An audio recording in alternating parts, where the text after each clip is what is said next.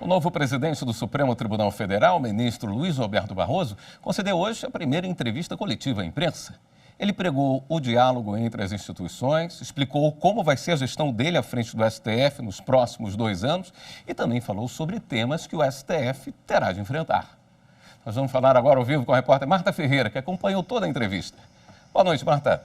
Boa noite, William. Boa noite a todos. Essa coletiva foi realizada aqui no Salão Branco do Supremo Tribunal Federal. Durou pouco mais de 1h30 e reuniu jornalistas de diversos meios de comunicação.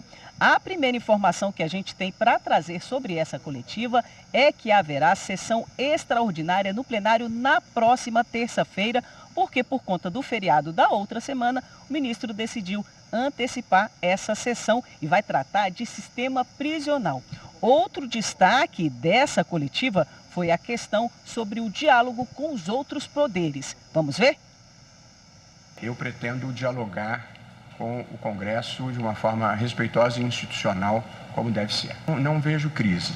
O que existe, como em qualquer democracia, é a necessidade de relações institucionais fundadas no diálogo, na boa vontade e na boa fé. E disso eu não tenho nenhuma dúvida que acontecerá.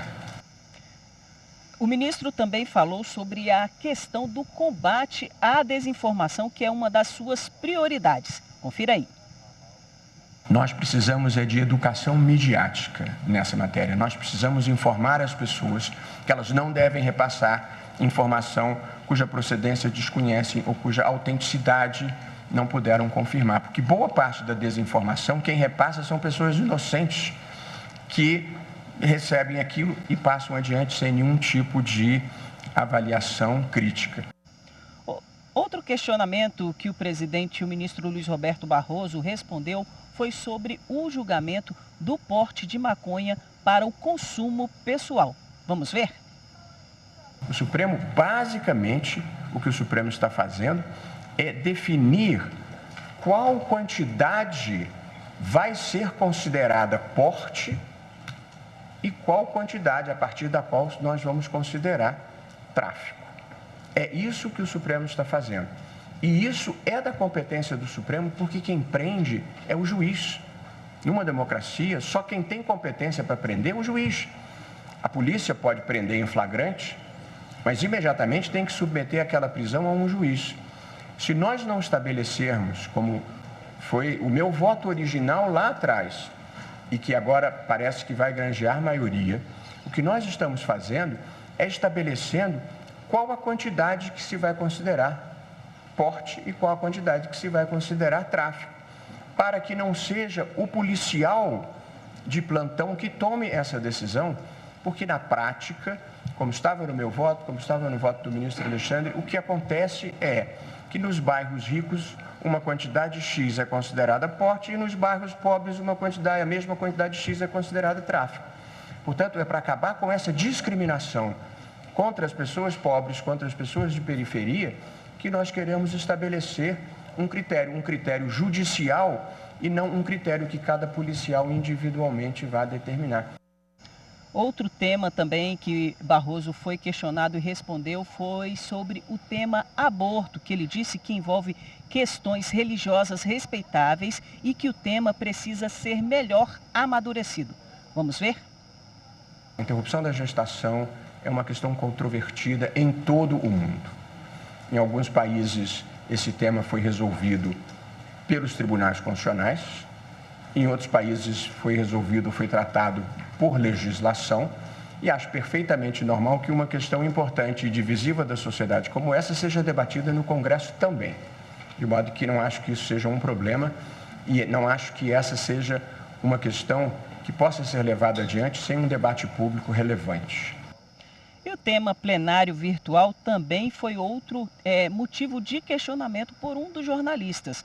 Barroso explicou que o processo vai para plenário virtual quando é decidido pelo próprio relator. Vamos ver o que ele explicou agora. O julgamento em plenário virtual, ao contrário do que às vezes se supõe, não interfere com o direito de defesa. O julgamento no plenário virtual, como saberão, o relator coloca o seu voto escrito e os demais ministros têm uma semana para também veicularem os seus votos. O que é um sistema, e as sustentações são feitas também no plenário virtual, e você só consegue chegar ao estágio seguinte se você ouvir a sustentação oral. Pois bem, na prática, o julgamento em plenário virtual dá ao ministro mais tempo de estudo e reflexão do que o voto no plenário físico, porque pelo sistema de deliberação no Brasil, geralmente você não tem o voto do relator quando você comparece ao plenário físico. Alguns ministros eu mesmo distribuo sempre, pelo menos, a ementa do meu voto, e outros ministros não distribuem, que aliás sempre foi a tradição do Supremo. Portanto, você pode já ter estudado o processo, mas você só fica sabendo do voto do relator na sessão em que você vai votar. E, portanto, você tem muito menos tempo de reflexão sobre o voto do relator do que você tem no plenário virtual, que você tem uma semana e pode estudar, pode sentar com a sua assessoria, pode fazer uma pesquisa. Nessa coletiva também, Barroso explicou quais são os 3 principais eixos de sua gestão. Vamos ver? Às vezes é uma falha nossa, a linguagem jurídica às vezes é técnica, às vezes é obscura e ela é compreendida de forma imperfeita por quem vai transmitir essas notícias. Nós estamos organizando aqui, Mari, Aline, eu, todos nós, para ao final de cada julgamento importante, nós fazermos uma informação à sociedade, explicando em linguagem simples exatamente o que foi decidido.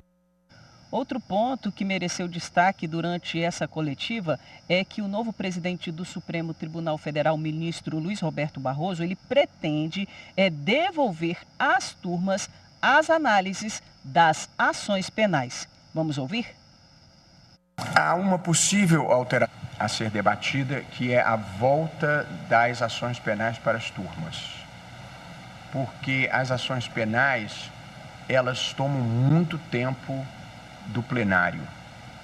E o plenário, no geral, deve ser reservado para as ações de impacto coletivo, portanto, para os casos de repercussão geral e para as ações diretas, mais do que para as discussões individuais. As discussões de casos individuais geralmente ficam nas turmas, que são os mandados de segurança, as reclamações, os habeas corpus, e, portanto, há essa ideia de retomar o debate da volta das ações penais para as turmas, para agilizar os processos. Desde que as ações penais passaram para o plenário, nós conseguimos julgar muito poucas, porque o plenário tem outras prioridades verdadeiramente, e há riscos de prescrição e punição que se faz muitos anos depois do delito, acaba não produzindo o efeito de prevenção geral que se deseja.